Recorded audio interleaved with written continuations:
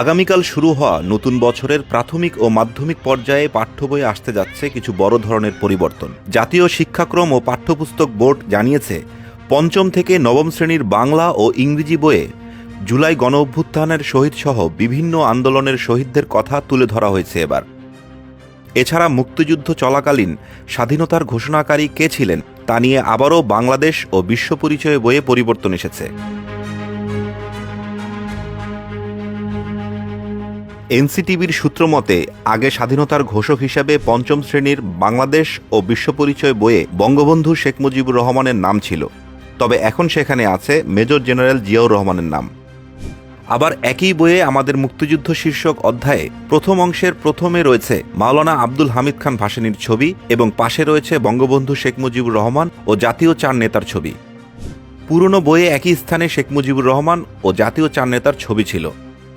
এছাড়া একই শ্রেণীর বাংলা বইয়ে আমরা তোমাদের ভুলব না শীর্ষক প্রবন্ধে জুলাই গণঅভ্যুত্থানের শহীদ আবু সাঈদ ও মুগ্ধের ছবিসহ এই গণঅভ্যুত্থানের সব শহীদদের স্মরণ করে লেখা যুক্ত হয়েছে।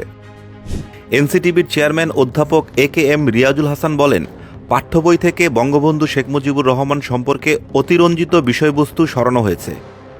এই দেশে একজনই নেতা ছিলেন বিষয়টি এমন নয়, শেরে বাংলা একে ফজলুল হক, মাওলানা ভাসানী এবং জিয়াউর রহমানের মতো অন্যান্য নেতারাও ছিলেন এবং তাদের অবদানকে অবমূল্যায়ন করার কোনো সুযোগ নেই।